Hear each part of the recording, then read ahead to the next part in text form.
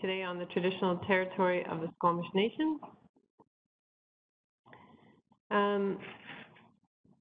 Motion to adopt the agenda. Moved by Councillor Stoner, seconded by Councillor French. All those in favor? Opposed? Motion carries. We have Ministerial Order M192. That the district is ensuring openness, transparency, accessibility, and accountability at this meeting by the following means. This meeting is being live streamed, and a video of this meeting will be available on the district's website for viewing on an on-demand basis. And that is moved by Councillor French, seconded by Councillor Pettingill. All those in favor? Opposed? Motion carries. I will read our little electronic blurb. Council members attending electronically are required to advise the chair of the meeting of the following circumstances. When a council member disconnects or reconnects so that this can be recorded in the minutes, council members are to identify themselves when they advise the chair they wish to be placed on the speakers list by raising their hand if connected by video, or by just saying chair if by audio only. With respect to a vote, council members are only required to state a nay vote. No statement is required if in favor. Council members, staff shall put the telephone or computer on mute until they're speaking. We do expect council members to be involved in and participate in the meeting. If you're having trouble with your connection, if you could text the corporate officer, and if the problem is on our end, we'll recess the meeting for up to 10 minutes to get everyone reconnected again. So welcome everyone. On our agenda this afternoon, first up is all of our scheduling for 2021. And so the first motion is to appoint the acting mayors for the following year. So if everyone can confirm that those months are okay for them, and then we can put that motion forward. Someone want to move that? Moved by Councillor Stoner, seconded by Councillor Race. All those in favor? Opposed? Motion carries.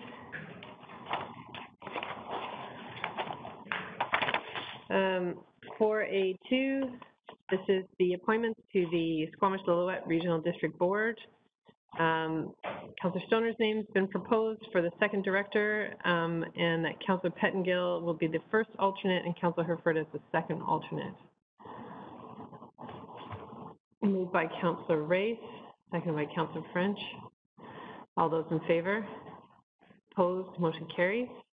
So Councillor Race will attend in December for his last meeting. Thank you, Councillor Race, for your service on the board. And Councillor Stoner will start at the meeting in January. The Municipal Insurance Association of British Columbia, that Councillor Pettingill be appointed as the voting delegate, and that Mayor Elliott be appointed as the alternate. Moved by Councillor Anderson, seconded by Councillor Stoner. All those in favor? Opposed? Motion carries. That the District of Squamish appoint Councillor Race to the Squamish Library Board for a one-year term beginning in January. Moved by Councillor French, seconded by Councillor Herford. All those in favor? Opposed? Motion carries. On the Smoke Bluffs Park Select Committee, that Councillor Stoner be reappointed to the committee for a one-year term beginning in January. Moved by Councillor Anderson, seconded by Councillor Race. All those in favor? Opposed? Motion carries. For the Community Forest Board, that the District of Squamish appoint Mayor Elliott, Councillor Anderson, and Councillor Herford to the Community Forest Board for a one-year term beginning in January. Moved by Councillor French, seconded by Councillor Pettingill. All those in favor? Opposed? Motion carries. These ones are new, so our Economic Development Team is working with two advisory groups, one being the Economic Leadership Team and the other the Economics Partner Forum. So the Economic Leadership Team, that I'm appointed to that committee, and Councillor Pettingill for a one-year term. And that's sitting as ex officio members. So we don't vote on that committee, but we are there to listen and answer questions from a council perspective. So moved by Councillor Stoner, seconded by Councillor Race. All those in favor? Opposed? Motion carries. And the Economic Partners Forum, that myself and Councillor Anderson be appointed to the Economic Partners Forum for a one-year term, beginning in January. Moved by Councillor Pettingill, seconded by Councillor Stoner. All those in favor? Opposed? Motion carries. Food Policy Council, that District of Squamish appoint Councillor French to the Food Policy Council for a one-year term beginning in January. That's moved by Councillor Stoner, seconded by Councillor Pettingill. All those in favor? Opposed? Motion carries. Thank you, Councillor Stoner, for your work on that committee. The Ocean Watch Action Committee appointments, that the District of Squamish appoint Councillor Race to the Ocean Watch Action Committee for a one-year term beginning in January, and that Council direct the CAO to appoint a staff representative to the Ocean Watch Action Committee. For some reason, I can't say that. Moved by Councillor French, seconded by Councillor Anderson. All those in favor? Opposed? Motion carries. With regard to our meeting schedule in 2021, that the August 3rd and 17th regular business meetings are canceled, and that is historically been the case. We take the month of August off, and that the District of Squamish approved the 2021 regular business meeting schedule. Moved by Councillor Pettingill, seconded by Councillor Race. All those in favor? Opposed? Motion carries.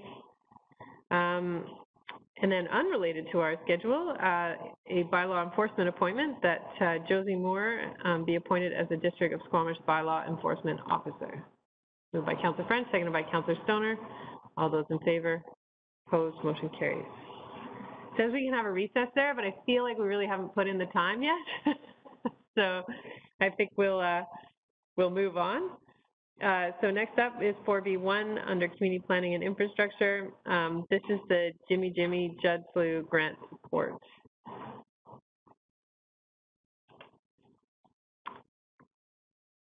Mr. Ralston's here. Good afternoon, Mayor and Council. Can you hear me? Yes, we can. Okay. My name is David Ralston. I'm the Manager of Municipal Infrastructure with the District of Squamish, and I'm seeking Council support for a grant under the Community Emergency Preparedness Fund, the Structural Flood Mitigation Program stream. This is for a $750,000 grant in order to subsidize the Jimmy Judd Slough culvert replacement. This is a project that is currently included in our financial plan with funding from 100% from municipal funding sources. So some background on this project is that Jimmy Judd Slough was formerly a branch of the Squamish River until diking was constructed in the 1970s, and that cut off flow to the slough. This is valuable salmon spawning habitat. So shortly after the dike construction, a pair of culverts were installed through the dike in order to restore some flow to the area. However, those were subsequently closed off, and they're lost where they are today. So the culvert through the dike goes to the next integrity. And as a result, it's been recommended to remove the culverts. This will require an extensive excavation in the dike, which creates an opportunity to replace it with a properly designed culvert and floodgate in order to regulate flow into the slough. So this has been identified as an objective of the Squamish Nations, as well as the districts, in order to restore critical spawning habitat and also provide flood protection. The total project cost is estimated at $1.8 million, and this grant would subsidize the municipal funding portion by $750,000. So overall, it is expected to reduce flood risk, improve critical spawning habitat, and support First Nations reconciliation efforts for historic dike construction practices. The recommendations are that the District of Squamish supports the Jimmy Judd Slough culvert replacement and rewatering project, and commit its share. Can I give Mr. Ralston, we're losing your audio a little bit, so I'm wondering if you could just repeat that, or perhaps turn your video off so that we can catch your audio. Okay. Where did I lose you, or where did you lose me? Can you hear me? That was clear. Hello? I think you were just on what you finished talking about, which share would be ours of the grant, and then it got quite Okay. garbled. Okay. I was just summarizing and saying that overall, this project is expected to reduce flood risk, improve critical spawning habitat, and support First Nations reconciliation efforts for historic dike construction practices.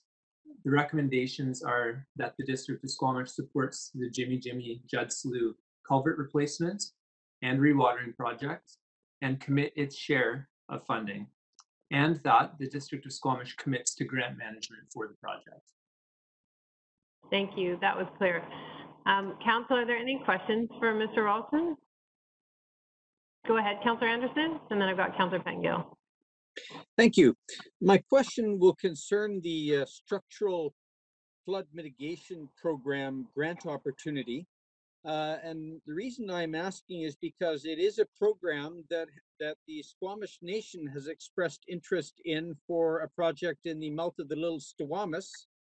And the reason or a complication is that because they are only a status 3 in the treaty negotiation process, they can't apply for it. And so there was some discussion 3 years ago about partnering with the district.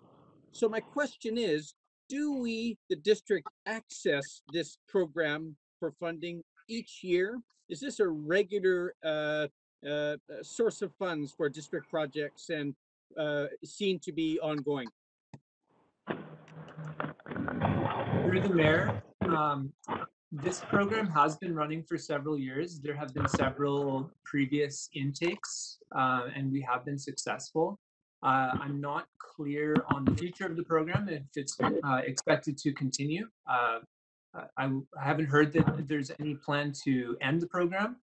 I'm not entirely sure, but I think it has been an ongoing program. Go ahead, Councillor Anderson. Thank you.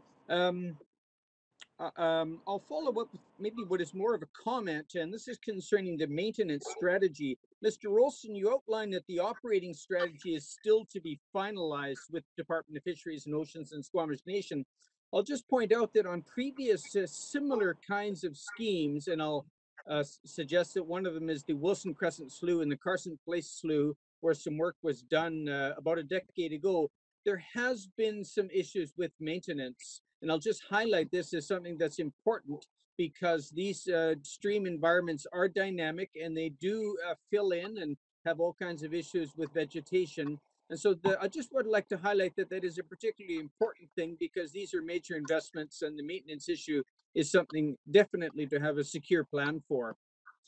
May I make one more comment, please? And that is that the slough that we are calling the Judd Slough, Jimmy Slough, has actually another name. And this comes up in early documents because it used to be rented out by the Squamish Nation or the band at that time to logging companies, and it was the Waywickham Slough. And so Mr. Judd's property is in the southerly portion of it, but the upper portion was previously also referred to as the Waywickham Slough. And I just offer that. I thank you for your indulgence as a footnote, if you like. Thank you. Thank you, Councillor Anderson. Councillor Pettingill. Yes, thank you. And I apologize if I missed this in the audio challenges. Is this, or how does this relate to the dike realignment? Through the mayor, they are separate projects. However, there's clearly is a link between them in terms of restoring flow to the slough. So if in the future the dike is realigned, this would provide a fresh water source and the flow would continue all the way from the very north end where we're introducing water right down to the south end where the new dike alignment meets up with the Squamish River dike near the watershed grill. So it would provide an important source of fresh water that would flush all through the slough. just to provide a little bit of additional information, kind of in relation to Councillor Anderson's questions about kind of operations and maintenance. We do need to finalize the program and the operating protocol with the Department of Fisheries and Oceans, but at this stage, based on some initial discussions we've had with them, the concept is that we would open up the gates and allow water in sort of the low flood risk season, sort of July to September, and to flush water through the slough in order to flush organic sediment out of the slough and to expose gravels that are suitable for salmon spawning. And then the gates would remain closed for the majority of the year when flood risk is higher, and also where additional flow may not be desired. It's actually, in some cases, the salmon prefer to have still water, and it's preferred for spawning. So that's just sort of where we're at right now with the operating protocol, but we still do need to finalize that. Mr. Wickham, did you want to add to that? Yes, sorry. I just wanted to very briefly address Councillor Anderson's comment on naming convention. I just wanted to point out how important naming is to us and to Squamish Nation, and that residents listening may know this slough as Judd Slough, and we're referring to it as Jimmy Judd Slough, and that's because Squamish Nation refers to it as Jimmy Slough. Now, Councillor Anderson has taught us in the past, I believe, that Jimmy and Judd were friends, which we've started the process of renaming in all of our official documents this slough with the two names to recognize the shared history of the slough. Thank you. Councillor Pettingill, did you have a follow-up? Yeah, just to make sure I'm clear then that it sounds like this project is useful regardless of the timing of the dike realignment project. Through the mayor, yes, that's certainly the case. There would be immediate and ongoing benefits from an environmental perspective, as well as a flood protection perspective. Thank you. Thank you. Councillor Race.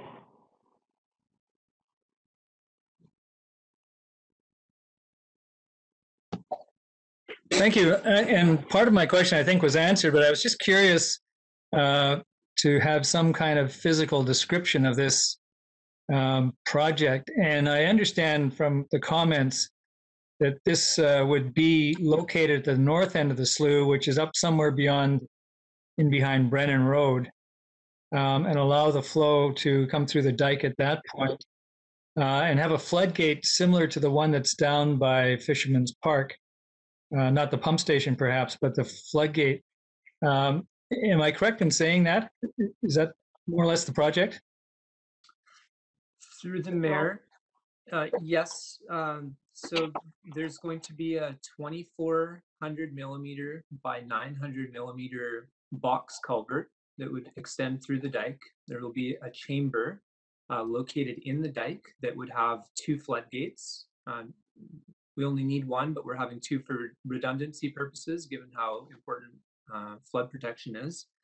And those would be operated automatically. So we'd have water level sensors in the river and in the slough, and we would regulate the flow of water into the slough in order to kind of optimize the habitat improvements with flood protection. So making sure that we're not elevating water levels in the slough to a point that could cause erosion or flooding.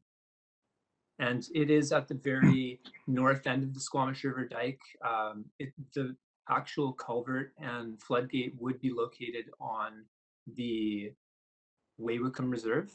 And so we are seeking agreement with Squamish Nation for ongoing operations and maintenance access. Good. Thank you. Thank you. Any other questions? Seeing none, does someone want to put forward a motion? Councillor Race, you're moving the staff recommendation, seconded by Councillor Herford. Any discussion? All right, I'll call the question. All those in favor? Any opposed? Motion carries. Thank you very much. Thank you. Before us, is the procurement policy, which we discussed last week at Committee of the Whole.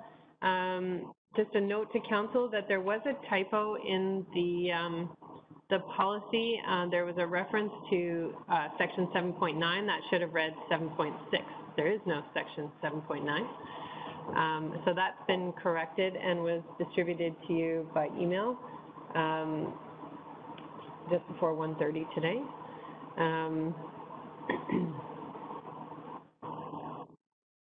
So the motion is to approve the policy.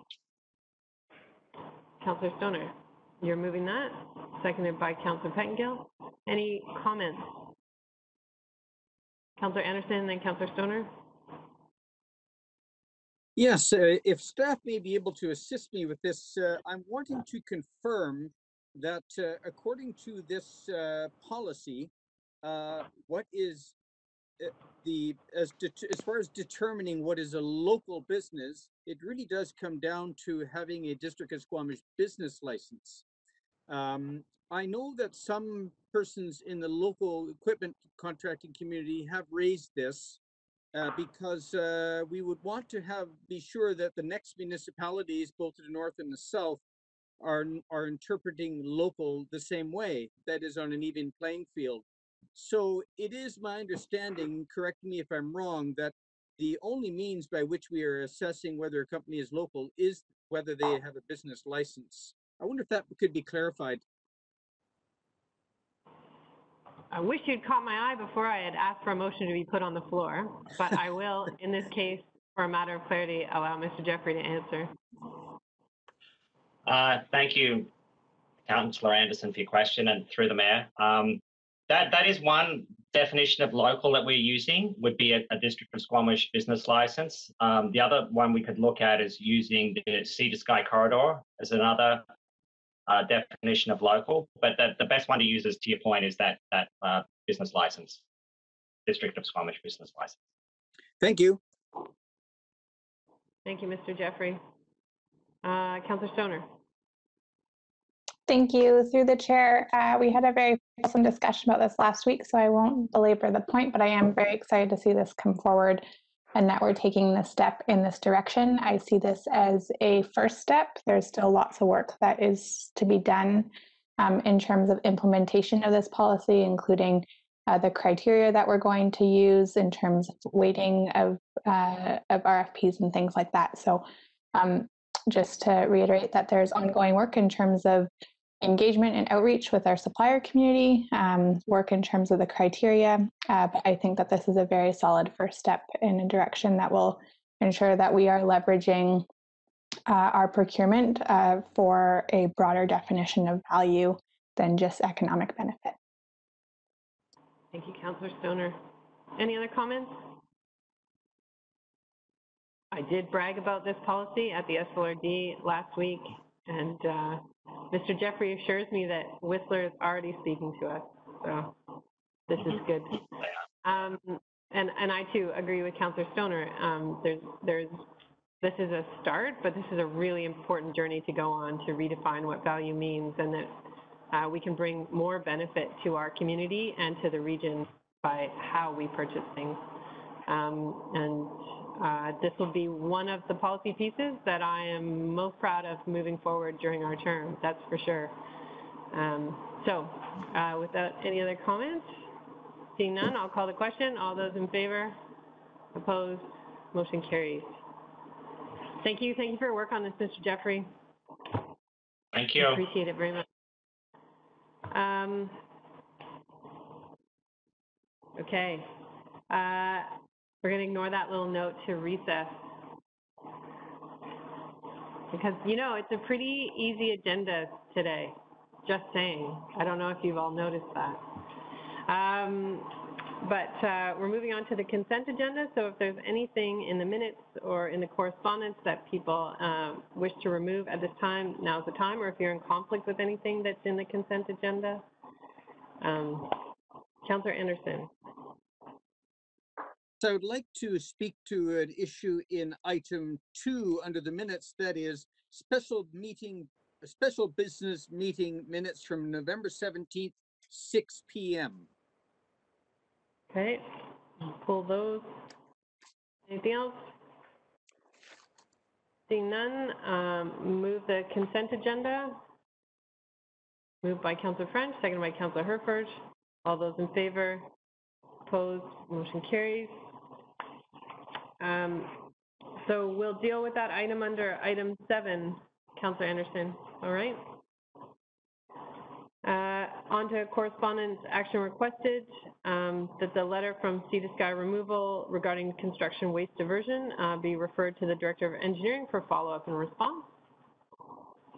Moved by Councillor Pettingill, seconded by Councillor Stoner. All those in favor? Opposed? Motion carries. Did receive a letter and a recommended motion from a group called Moms Stop the Harm. This is a group of parents who have lost their children to the overdose crisis. The recommended resolution from this group is in front of us. I know that Vancouver passed a different but similar motion, and so it is here for your consideration, Council. Councillor Race, you're moving that. Councillor French seconds. Any comments? Councillor Race, go ahead. Thank you. And I'm quite supportive of this, actually. I'm not a medical expert by a long shot, but it's always struck me that there's a number of problems in our society with the whole drug issue. And one of them is the legality of it. And I can recall actually getting into an argument / discussion with a friend of mine's father, who was a Vancouver City police officer back when I was in university. And I thought that then that drugs should be legalized and it should be considered a medical issue or a recreational issue in some cases like alcohol and tobacco. So I'm happy to see this. Of course, it's become more acute lately over the past few years with the opioid crisis. And so now it's not just a question of whether or not it should be legal. It's trying to get a safe supply, which I think is vitally important. The opioid crisis, I don't have to repeat it, we all know is actually causing a bigger hole in our societal fabric than the COVID crisis at the moment. So this is something that, while it's not strictly within the jurisdiction of local governments, it is something I think that local governments can advocate for. And so I would like to add our voice to that, and so have moved in supporting this resolution. Thank you, Councillor Race. Councillor French. Thanks, Chair. So this resolution aligns with my belief that drug addiction and Councillor French, your mental health issues audio often go is hand in hand. very garbled.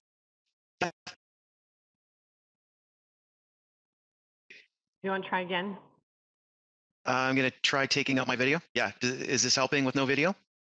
Okay. That is helping. So the resolution aligns with my belief that drug addiction and the mental health issues that often go hand in hand with addiction is not a policing issue. Medical health professionals are best equipped to deal with the overdose crisis that we're currently living through. And higher levels of government need to hear from municipal leaders like us who feel this way. So I feel that this is an important resolution and an important move, and I fully support. Thank you. Thank you. Any other comments? I'm certainly going to support the motion, and we'll share this motion with the federal minister and with our MP so that they're aware. And I appreciate this group of parents who have suffered a terrible loss, bringing this forward and advocating on behalf of the children that they've lost. I'll call the question. All those in favor? Opposed? Motion carries. Next up is correspondence received regarding the playground area at 39985 Government Road, that this correspondence be referred to staff. So there were a number of letters related to that. Moved by Councillor Race, seconded by Councillor Herford. All those in favor? Opposed? Motion carries. And finally, from District of Squamish, a letter of support for recognizing September 30th as National Day of Truth and Reconciliation. And again, there is an opportunity there to support that letter and send a letter to the federal minister in support of the bill that's sitting in front of government now. Councillor Pettingill? Yeah, I wanted to move the proposed resolution.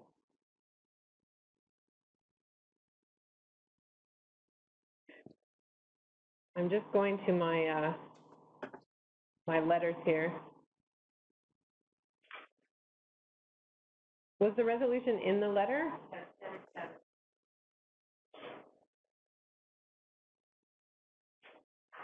Do you have it there in front of you, Councillor Pettingill? Trying to find it. Almost there. There it is.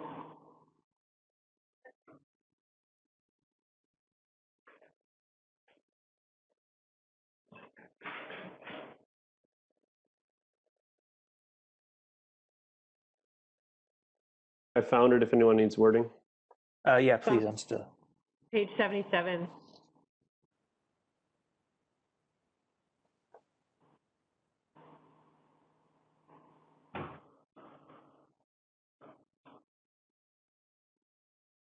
I was going to second the motion. I can read the wording if you'd like. Go ahead, Marilyn. Councillor. Thank you. That council endorse the letter of support addressed to the Federal Minister of Indigenous Services, copying the British Columbia Ministry of Indigenous Relations and Reconciliation to encourage making September 30th a statutory holiday marking a national day of remembrance of residential school survivors of Canada, and that council provide the report to other local governments within British Columbia. Is that the motion, Councillor Pettingill? Thank you. And actually, it was my intent just to move the first part because Saanich has already done the second. Okay. Fair. I'm okay with that as well.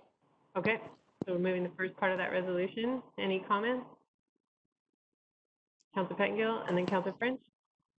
Yeah, I just thought, you know, it's one more step, arguably a small step, but one more step in creating the awareness and taking small actions towards advancing reconciliation and just asserting our support for doing this and making sure all levels of government are encouraged to know this is the direction we want and expect to head as a society. Thank you, Councillor French. Thank you. I'm very happy that we're only doing the first part of this motion because I don't support the date that's in the letter of September 30th. It's too close to Labor Day. June would be a better place for a stat holiday. So I'll be voting in favor of this motion. Thank you.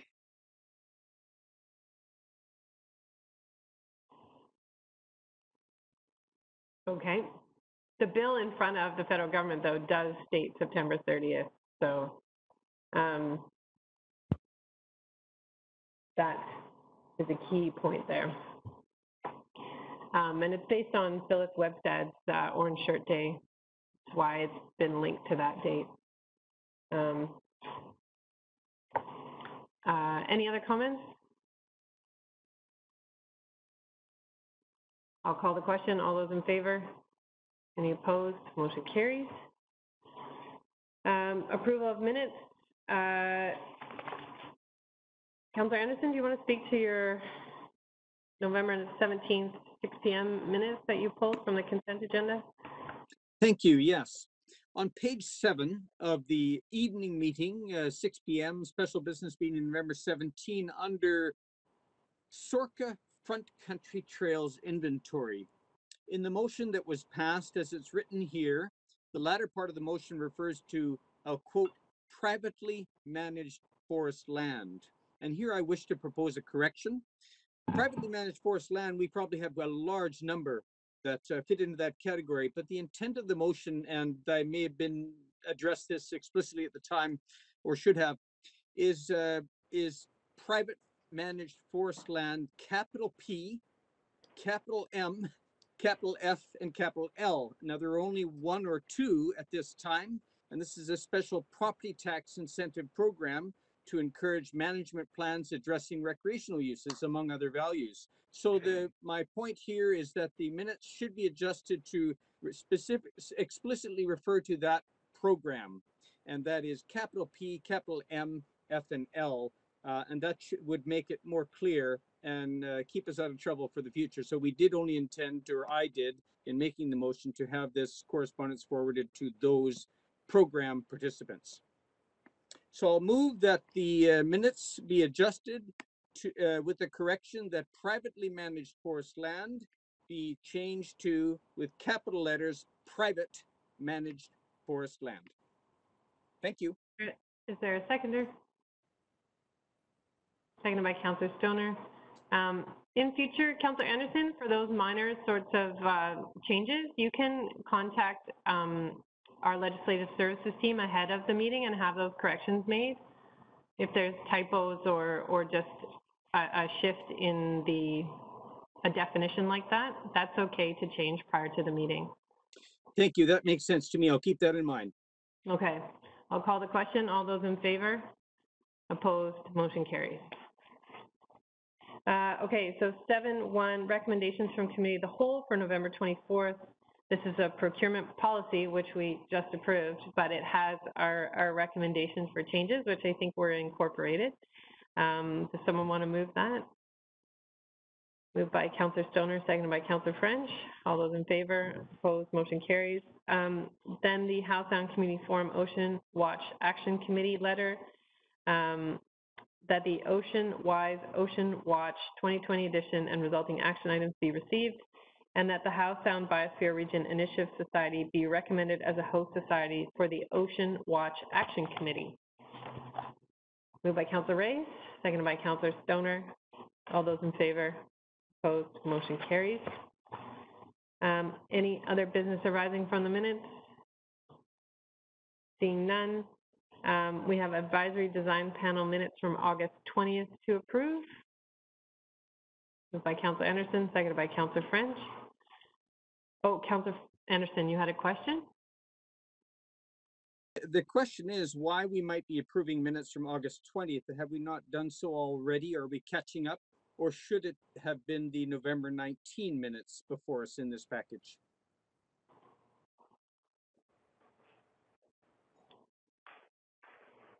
I wondered that myself, but generally staff are pretty good at knowing what we have and haven't approved.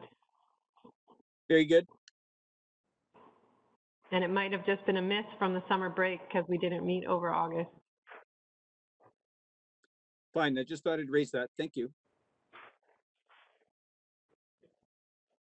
It's a good point, and Ms. Arthur is going to follow up on that. I'll call the question. All those in favor? Opposed? Motion carries. Motion to close. Moved by Councillor Stoner, seconded by Councillor Race. All those in favor? Opposed? Motion carries. So Council will take 5 minutes, and then if you could come join again on the closed line, so at 1:45 to the hour.